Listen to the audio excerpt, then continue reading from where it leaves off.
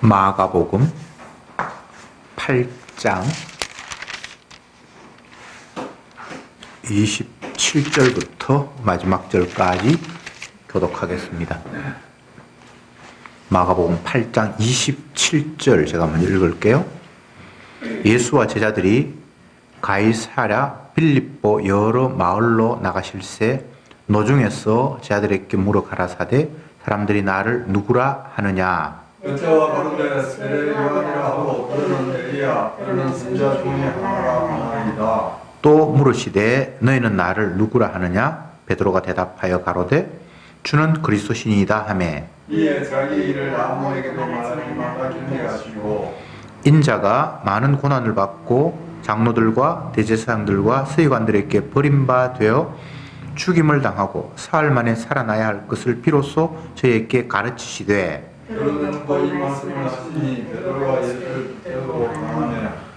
예수께서 돌이키사 제 아들을 보시며 베드로를 꾸짖어 가라사대 사단아 내 뒤로 물러가라. 네가 하나님의 일을 생각지 아니하고 도리어 사람의 일을 생각하는도다 하시고 우리가 제자를 불러 이르시되 아무든지 나를 따라오거든 자기를 부인하고 자기 십자가를 지고 나를 쫓을 것이니라. 누구든지 제 목숨을 구원코자 하면 잃을 것이요 누구든지 나와 복음을 위하여 제 목숨을 잃으면 구원하리라. 사람이 많은 영광을 얻어 제 목숨을 잃으면 무엇이 유익하리요. 사람이 무엇을 주고 제 목숨을 바꾸겠느냐. 누구든지 이 영광으로 제 많은 죄에서 나와 내 마음을 부끄러워하면 인자도 아버지의 영광으로 거룩한 천사들과 함께 올 때 그 사람을 부끄러워하리라. 아멘. 아멘. 예수님과 제 아들이 대화를 나누는 내용을 저희들이 함께 읽었습니다. 예수님이 먼저 제 아들을 향해서 질문을 던지셨죠?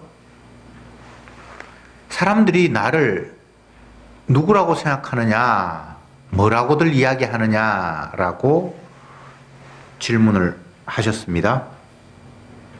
그럴 때에 제 아들이 예수님을 향해서 답변하기를 세례 요한 또 엘리야 선지자 중에 하나다 뭐 이런 여론들이 있습니다. 그 말씀을 들은 예수님이 이제는 제 아들을 향해서 그러면 너희들은 나를 누구라고 생각하냐라고 물었고 베드로가 대답하기를 주는 그리스도십니다. 당신은 메시아입니다. 라고 답을 했습니다. 첫 번째 질문은 조금 멀리 사람들이 나를 누구라 하느냐 이렇게 물었고 이제는 그러면 너희들은 나를 누구라고 하느냐 이렇게 물었어요. 신앙 고백을 듣기를 원하는 거죠. 그들이 도대체 신앙이 있는지 그동안 예수님의 말씀을 제대로 들었는지 확인하는 그런 차원에서 주님께서 말씀을 하셨습니다. 그런데 오늘 본문에서는 베드로의 신앙 고백 간단하게 나와 있고 그리고 주님께서 고백을 듣고 난 이후에 이 일을 아무에게도 말하지 말라고 경계를 하시고 난 이후에 하신 말씀이 이제 오늘 말씀의 핵심인데 인자가 많은 고난을 받고 장로들, 대제사장들, 서기관들에게 버림받아 죽임을 당하고 3일 만에 살아나야 할 것이다. 이런 이야기를 이제 본격적으로 하기 시작했다. 예수님의 자기 자신 십자가 죽음을 이제야 제자들에게 본격적으로 말하기 시작했다. 이렇게 말씀이 되어 있습니다. 그런데 그 이야기를 듣고 베드로가 간하였다. 여기는 굉장히 간단하게 말이 나와 있습니다. 뭘 간했는지 본문의 내용은 없고 근데 예수님은 베드로를 꾸짖어서 사탄아 물러가라 이렇게 되어 있는데 간한 내용을 이제 마태복음 같은 데는 잘 나와 있죠. 십자가 주님이 죽으시면 안 됩니다라고 이것만은 안 됩니다라고 이제 말렸을 때에 주님께서 사탄아 물러가라 이렇게 말씀을 하셨잖아요. 사람들은 예수님을 제대로 몰라봤어요. 뭐 세례 요한이다, 엘리야다, 선지자 중에 하나다라고 하니까 그건 아닌데 그런데 베드로는 예수님을 그리스도라고 이야기를 했잖아요. 정답을 이야기했잖아요. 근데 과연 이게 정답일까를 오늘 본문을 보면서 의심하게 됩니다. 사람들도 메시아를 기다렸고 제자들도 메시아를 기다렸고 다 기다렸죠. 근데 사람들은 메시아라고 생각하기보다는 옛날 선지자 중에 한 사람일 것이다 라고 생각하는 데까지 이르렀습니다. 그런데 베드로는 성령의 깨달음을 받고 정확하게 메시아입니다. 구원자입니다. 하나님 보내신 자입니다. 라고 정답을 말씀을 하셨습니다. 그런데 이게 지식적으로만 알았던 정답인지 진짜 메시아인 나는 사람들에게 잡혀서 미움받아서 죽어야 돼 라고 이야기했을 때 베드로가 그건 안 되지요 라고 이렇게 막았단 말이죠. 그러니까 베드로는 뭐 제자들의 대표이고 또 수많은 유대인들의 대표이고 인류의 대표이기도 한데 분명히 예수님이 메시아라는 사실을 성령을 통해서 알게 되었고 그걸 고백을 했습니다. 그런데 정작 메시아신 예수님이 내가 메시아이기 때문에 너희들 왜 십자가에 죽어야 된다고 하니까 그러면 안 됩니다라고 막은 거예요. 그러면 아는 것과 자기가 예수님을 메시아라고 고백한 것과 진짜 자기 마음속에 기대하는 메시아가 달랐던 거예요. 만약 알미 참이었다면 진짜 예수님 메시아라는 사실을 알았고 그 메시아가 어떤 분인 줄 알았다면 예수님 십자가에 돌아가신다고 했을 때 반대하면 안 되는 거거든요. 그래서 예수님은 그 반대하는 그에게 사단아 물러가라. 네가 하나님의 일을 생각지 않고 사람의 일을 생각한다. 이렇게 꾸중을 하셨죠.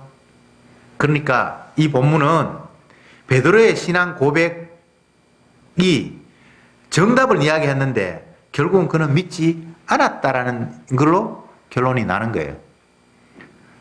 유대인들 수많은 사람들이 예수님을 기적행하는 걸 보고 능력행하는 모습을 보면서 아 대단한 선지자이구나 훌륭해 라고 생각했던 거 그건 이미 아닌 건 맞고 베드로가 주는 그리스도십니다 라고 했는 게 맞는 것 같았는데 정작 메시아인 나는 십자가에 죽어야 된다라고 이야기하니까 안 됩니다라고 막았던 이 베드로의 모습 속에 그 누구도 예수님을 메시아로 기대하며 믿었던 자는 한 사람도 없었다라는 것으로 본문이 결론이 나는 겁니다. 아무도 못 믿는 거죠. 심지어 예수님을 메시아라고 정답을 이야기했던 그도 못 믿는 거죠. 이런 본문은 다른 곳에도 나타나는데 세례 요한이 수많은 사람들에게 세례를 베풀고 회개하라고 외쳤는데 예수님이 세례를 받으러 나타나셨어요. 그때 하늘에서 깨닫게 하셔서 네 앞에 선 사람이 메시아다라는 사실을 알려줬잖아요. 그래서 그가 선포했어요. 이분이 메시아라고.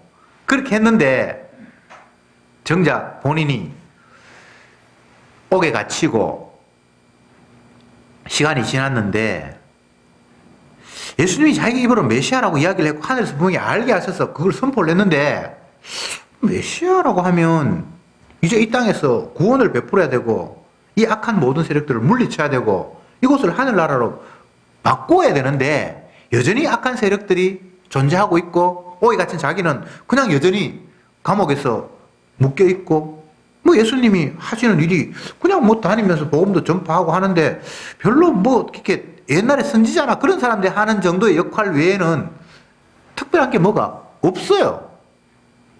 그래서 자기를 면해온 사람들에게 네가 예수님을 찾아가서 한번 물어봐라.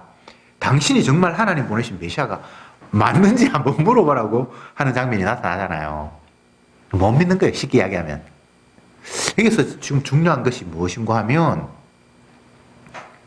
베드로도 그렇고 세례요한도 마찬가지고 뭐 대중들은 더 말할 것도 없고 뭔가 메시아를 기다렸는데 그가 기대하는 메시아와 진짜 메시아는 차이가 굉장히 많아요.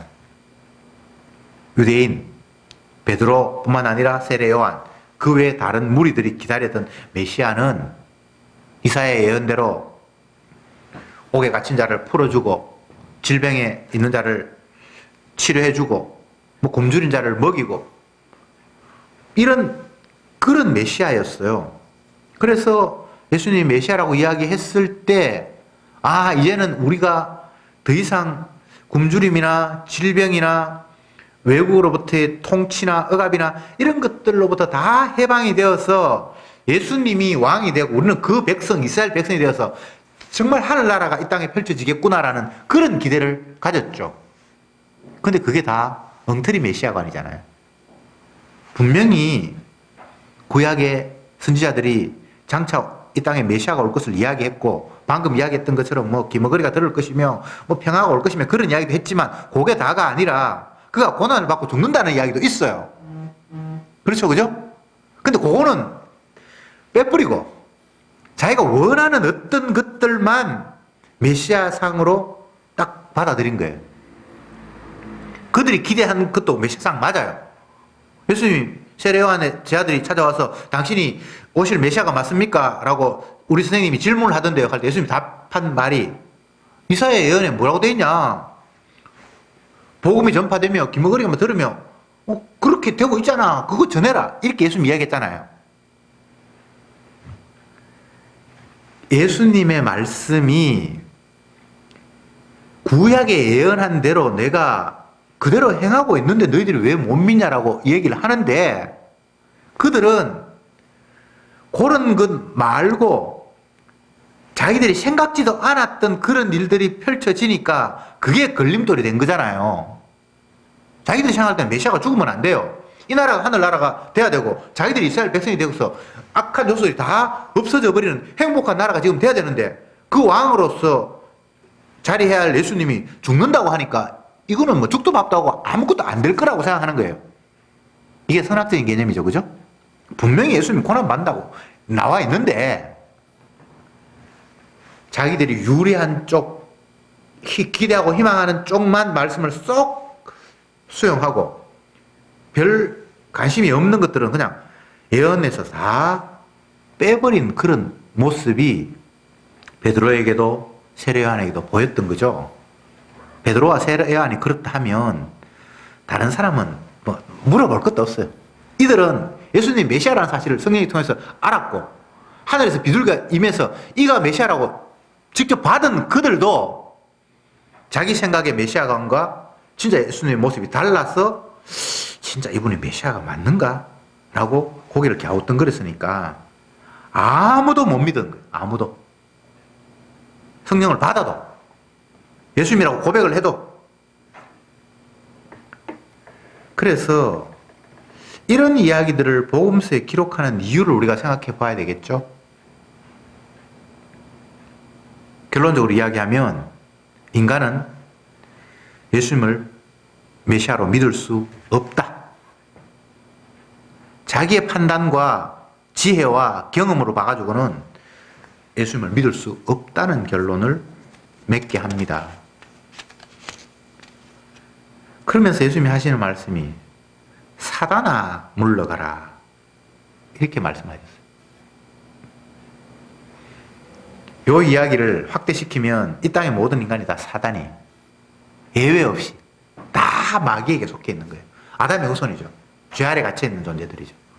여기서부터 복음은 출발을 합니다. 모든 사람이 다 첫 번째 아담, 죄 아래 갇혀 있어요. 뭐 제자든 뭐 성령을 받았든 뭐든 다 그 안에 집어넣어요. 예수님이. 의인은 없나니 하나도 없다라는 그 범위 안에 다 집어넣어요. 그렇게 해서 복음이 출발을 해야만 복음이 돼요. 만약 이 단계에서 누구는 죄인 아니야, 누구는 알았어, 어떤 사람을 제외시켜버리면 주님의 말씀이 제대로 진행이 안 돼요. 그래서 모두가 다 죄인이라는 사실, 예수님의 제자들 뭐 능력을 행했든 말든 뭐 성령께서 앓게 하셔서 메시아라는 사실을 알았건 고백했건 그 전체가 다 죄인이라는 범위 안에 집어넣고 사단에게 속해 있다는 것을 주님이 확정 지어 놓고 주님의 역사가 이제 시작이 되는 겁니다. 사단이다, 사단아 물러가라 라고 말씀하시면서 하셨던 이야기가 네가 하나님의 일을 생각지 않고 사람의 일을 생각했다, 이렇게 규정하셨습니다. 인간이 사람의 일을 생각 안 하고 다른 생각을 할 수 있나요? 결코 그럴 수가 없습니다. 모두가 다 인간의 일을 생각할 수밖에 없어요. 그래서 다 사단에게 속해 있는 거예요. 어떤 사람들은 이야기합니다. 나는 하나님의 일도 생각한다. 그 거짓말이에요. 인간은 다 땅의 일, 하나님의 일을 생각해요. 에베소서에도 땅의 것을 생각하지 말고 위의 것을 생각하라 그렇게 나와 있는데 그 이야기는 너희들은 다 땅의 것을 생각하고 있다는 것을 못 봐서 하는 이야기예요. 오늘 본문과 똑같은 거예요. 너희는 하나님의 일을 생각하지 않고 땅의 일을 생각한다라는 그 말이 에베소서에서는 땅의 것을 생각하지 말고 하늘 것을 생각하라는 그 말하고 똑같은 이야기예요. 다 그 나물에 그 밥인 거예요. 그렇기 때문에 너희는 사단에게 사로잡혀 있다는 겁니다. 그러면서 하시는 이야기가 34절에 무리와 제 아들을 불러 이르시되 아무든지 나를 따라오려거든 자기를 부인하고 자기 십자가를 지고 나를 쫓을 것이니라 이렇게 말씀을 하셨어요. 너희들이 메시아를 기다렸지. 내가 참 메시아거든. 그리고 나를 믿고 따르려고 하면 너희 자신을 부인하고 자기 십자가를 지고 나를 따라야 돼 라고 말씀하셨어요. 이건 인간에게는 도저히 있을 수 없는 이야기입니다. 내가 부인되어 버리면 부인된 내가 주님을 따랐다 할지라도 역시나 내가 부인이 돼야 되니까 인간은 천국 가고 싶은데 메시아를 영접하고 싶은데 메시아를 영접하지 못하면 내가 지옥 가는 거고 메시아를 영접하면 내가 천국 가는 건데 내가 메시아를 영접하고 싶은데 나를 부인해라 그러면 이거 사실은 인간의 논리로는 말이 안 되는 거거든요. 천국 가겠다는 나도 부인돼야 되는 거예요. 영생 얻겠다는 나도 부인돼야 되는 거예요. 제시슨 받고 싶은 그거 나도 부인돼야 되는 거예요. 예수님 말씀에 의하면. 그러면 내가 부인된 채 천국 가면 그럼 누가 천국 갑니까? 이건 인간의 논리로는 도저히 설명이 안 되는 거예요. 그래서 사람들은 예수님의 이 말을 실천할 수도 없고 이해할 수도 없고 따를 수도 없는 불가능한 말씀이에요. 나를 따르라. 이 불가능한 이야기예요. 자기를 부인하고도 불가능한 이야기고 십자가를 지고 주님을 따라오라는 이 이야기도 불가능한 이야기. 십자가도 못 지고 주님이 따르는 것도 못하고 부인하는 것도 안 되고 다 안 되는 걸 주님께서 모아놓고 그렇게 해서 나를 따라오라고 이야기하는 거예요. 이걸 바꾸고 이야기하면 너희는 죽었다 깨어나도 예수 메시아 영접 못해. 요한복음에서는 영접하는 자 그 이름을 믿는 자에게는 하나님의 자녀가 되는 권세를 주셨다라고 이야기했는데 그건 사람으로나 혈통으로나 육으로나 한 것이 아니라 하나님께서 그렇게 하셔서 된 거다라고 이야기하는 것을 여기에 집어넣으면 맞는 이야기예요. 안 되는 거예요. 계속 주님은 앞부분에는 너희들이 마귀다 이렇게 막아놓고 내가 메시아 맞는데 너희들이 나를 따르려면 이런 식으로 따라야 한다. 어떻게? 자기를 부인하고 십자가를 지고 나를 쫓아라. 다 안 되는 이야기만 하신 거예요. 그래서 앞부분에 마귀다. 너희들은 나를 영접 못하고 내가 메시아라는 사실을 베드로한테 가르쳐줬지만 그는 십자가 진다는 나를 거부했으니까 사단이다라는 걸 집어넣고 또 안 된다라고 계속해서 거듭거듭 이야기하고 이중삼정으로 못 믿는다라는 이야기를 또 확인시키고 또 확인시키고 또 확인시키는 말씀이에요. 35절에 이렇게 되어 있습니다. 누구든지 제 목숨을 구원코자 하면 잃을 것이요 누구든지 나와 복음을 위하여 제 목숨을 잃으면 구원하리라. 내가 내 목숨이 사라져버리면 구원이고 뭐고 사실은 없는 거. 내가 없어져 버리는데 구원이 무슨 의미가 있습니까? 인간의 논리로는 그렇잖아요. 근데 주님은 네가 없어져야지 구원이 된다는 거예요. 네가 있으면 구원 절대 안 된다는 거예요. 이것도 또 안 되는 이야기예요. 그러니까 거듭 인간의 생각으로는 도저히 주님을 믿을 수 없고 구원도 넣을 수 없고 영생과는 전혀 무관하다라는 사실을 이중삼중으로 주님이 말씀을 하시는 거예요.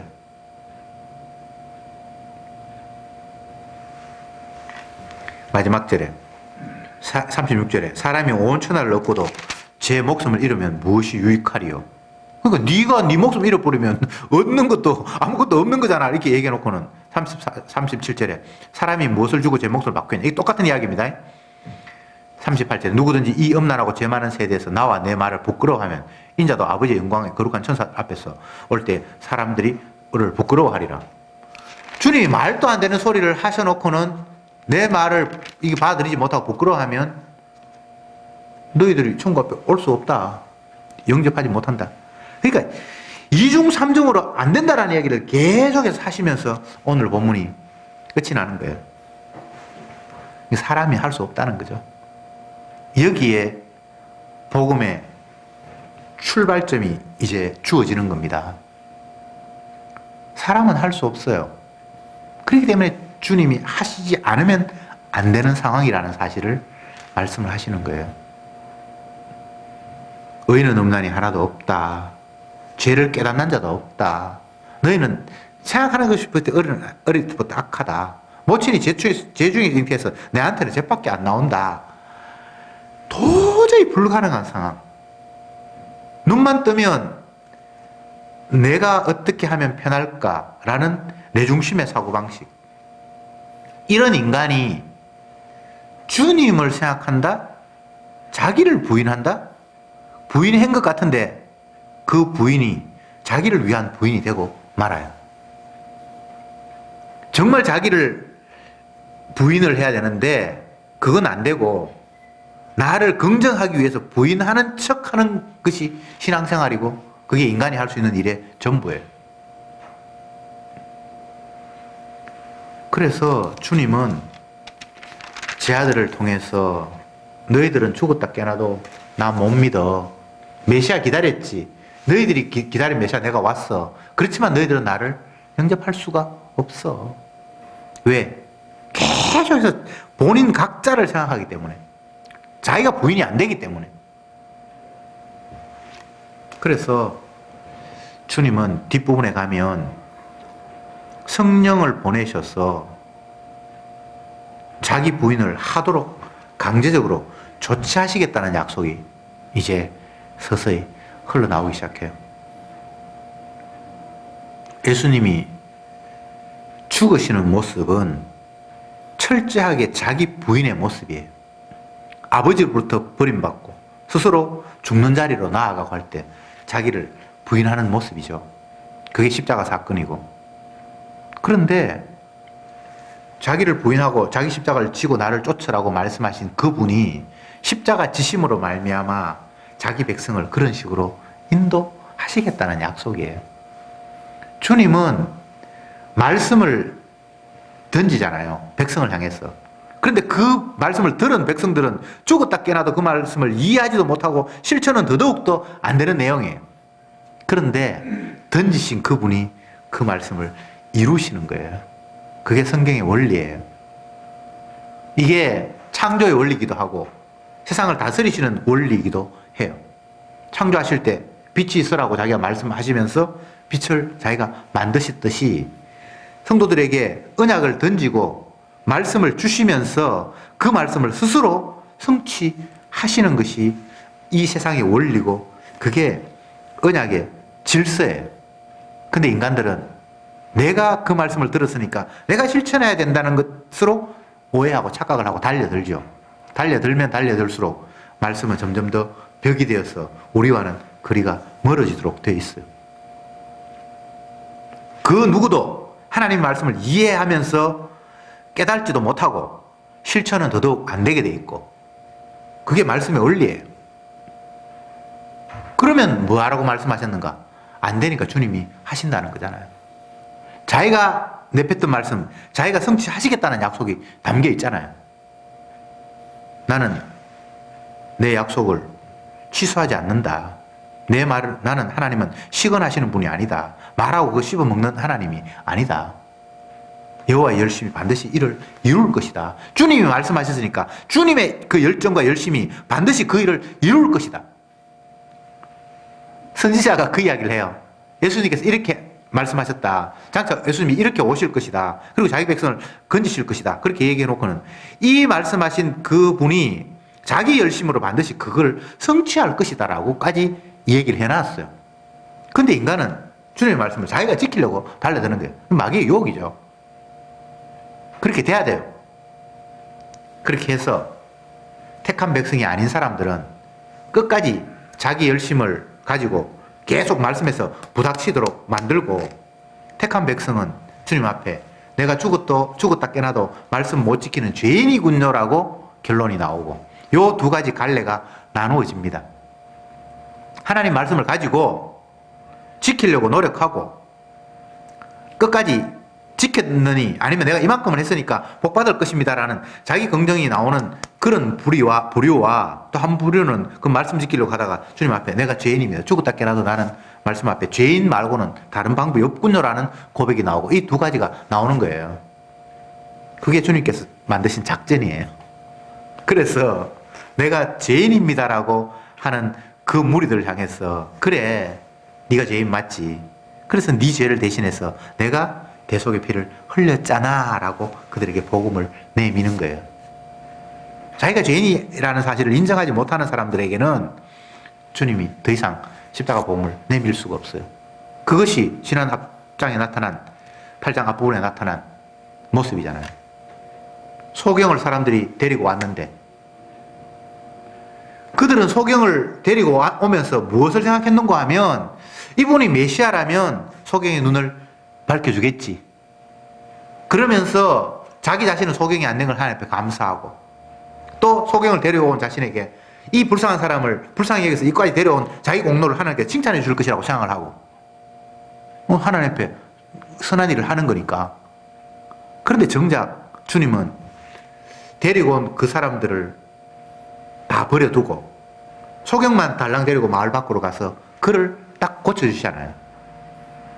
그러니까 내가 용서받은다, 내가 죄인이다, 내가 눈을 떼야 된다라는 생각을 못하는 사람들에게는 주님의 긍휼이 아예 제돼버린 거예요. 주님은 자기의 사랑을 자기 백성에게 투여하시고, 그리고 그 자기의 사랑이 담겨있는 그를 건지시는 모습으로 활동을 하십니다. 자기 백성 아닌 사람에게는 관심이 없어요. 그래서 주님은 계속해서 구원 얻을 자기 백성을 향해서 거듭 죄인이라는 사실로 그들에게 그물을 이중삼중으로 칩니다. 오늘 본문에서 계속 그 이야기를 하고 있는 거예요. 그냥 베드로에게 사탄아 물러가라, 이 한마디로도 모든 인간들이 죄인이라는 사실이 충분히 입증이 됐음에도 불구하고 그것으로 끝나는 것이 아니라, 또 그들에게 자기를 부인하고 네 십자가를 지고 나를 쫓아라, 또 자기 생명을 사랑하는 사람은 이럴 것이다, 안 되는 이야기를 계속 하면서 죄인이라는 사실을 거듭 그물을 뒤집어 씌운다 이 말이죠. 그러니까 우리는 주님의 이 말씀 앞에 그냥 죄인이라는 사실을 인정하는 것 말고는 다른 무엇이 나올 틈바구니가 아예 없는 것이 바로 우리들의 입장입니다. 그런데 마지막 절 말씀처럼 누구든지 이 음란하고 죄 많은 세대에서 나와 내 말을 부끄러워하면, 이런 말이 나와요. 왜 이런 말이 있습니까? 주님 말씀이 인간적인 관점에서는 말도 안 되는 이야기라고 세상에서는 유통이 되는 거예요. 선학적인 지식으로는 하나님이 뭔가를 말씀하셨으면 우리는 지킬 수 있든지 순종할 수 있든지 이렇게 돼야 되는데, 순종할 수 없어요. 나 부인도 안 되고 스스로 십자가 지는 것도 안 되고 주님을 따르는 것도 안 되고 안 되는데, 근데 이 안 된다는 이야기가 부끄러움으로 들리고, 아이고 이게 복음이라고 어떻게 내가 남 앞에 전할 수 있어, 이거는 뭔가 안 돼라고 이렇게 주님의 말씀이 부끄러움으로 다가오는 사람은 천국에서 내가 너를 부끄러워한다 이렇게 이야기를 했습니다. 여기에서 이제 아론과 죽정이가 나누어지죠. 주님의 말씀이 부끄러움으로 다가오냐, 아니면 아멘으로 다가오느냐. 물론 우리가 아멘 해야지, 내 부끄러워하지 말아야지라고 해서 결정되는 건 아니고요. 이미 주님께서 사랑으로, 용서로, 성령으로 다가온 사람은 이 말도 안 되는 이야기가 아멘이 돼요. 그렇지, 나는 죽었다 깨나도 안 되지, 내가 주님을 따른다, 내가 스스로를 부인한다, 십자가를 진다. 이건 도저히 있을 수 없지. 이건 주님께서 하실 일이지. 주님이 하심을 우리에게 증거, 내가 했는데 이것을 너에게 안겨주겠다라고 하는 그 방법 말고는 내가 주님 말씀을 순종할 방법이 없지. 라고 성도는 하나님의 하실 일로 받아들여지는 거예요. 그러니까 주님의 말씀이 부끄러움이 아니죠. 은혜의 말씀으로 다가오는 거죠. 이것을 바울은 십자가의 도가 멸망하는 자에게는 힘이 어리석게 들리지만 구원 얻는 너희들에게는 그게 바로 생명의 말씀이 된다는 이치와 똑같은 거예요. 왜 십자가의 도가 어리석게 들립니까? 인간적인 관점에서는 말이 안 되는 거예요. 내 죄를 위해서 누가 대신 저주받아서 내가 용서받는다는 게 그게 어리석은 거예요. 그러나 믿음이 온 자에게는 그것만이 유일한 우리의 생명이다. 그리고 여기서 부끄럽고 하면은 나도 너를 부끄러워하겠다는 이 말이 십자가의 도가 어리석게 들리느냐 아니면 그게 생명으로 말씀에 들리느냐에 따라서 알루카 죽전이가 나누어진다는 겁니다. 부끄러워하지 말라는 이야기가 아닙니다. 예. 그냥 묻는 거예요. 너희는 십자가의 도가 어리석게 들리냐 아니면 생명의 말씀으로 들리냐라고 묻는 거예요. 기도합시다. 주님,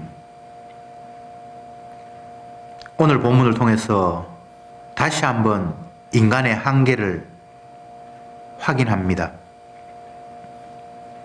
이방인들이 복음을 아예 듣지도 못하고 언약을 듣지도 못해서 메시아를 기다리는 생각조차 없었던 그들은 말할 것도 없거니와 하나님의 말씀을 들어서 메시아를 기다렸던 그런 무리들마저도 결국은 자기 욕망하는 메시아였지 참 메시아를 기다리지는 못했습니다.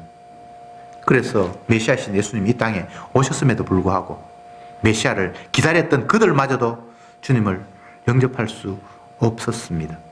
다 사단이라는 사실을 폭로당하고 말았습니다. 이런 상태에서 우리가 주님의 말씀에 순종하고 우리 자신을 부인하고 우리의 십자가를 지고 주님을 따른다는 것은 도저히 있을 수 없는, 우리에게는 불가능한 일임을 인정할 수밖에 없습니다. 그러나 이 불가능이 주께서 대신 십자가 지시고 피를 흘리심으로 말미암아 그 피의 공로를 당신의 백성에게 나누어 주실 때에 우리가 불가능했던 일들이 주님의 능력에 의해서 일어나고 영접하고 주님을 찬양하는, 그리고 십자가의 도가 유일한 생명이라는 사실을 고백하게 하는 놀라운 일이 발생하는 줄 믿습니다. 오늘도 이 말씀 앞에 저희들은 그저 아멘 할 뿐입니다. 내가 한 것이 아니라 주께서 다 하셨습니다 라고 고백할 뿐입니다. 이번 한 주간도 온전히 우리 앞에 닥치는 모든 상황 앞에서 내가 죄인이라는 사실을 발견하고 이런 죄인을 위해서 주님이 십자가 피를 흘리지 않으면 안 되었다는 사실을 깨닫는 한 주간이 되게 하옵소서. 예수님의 이름으로 기도드리옵나이다. 아멘.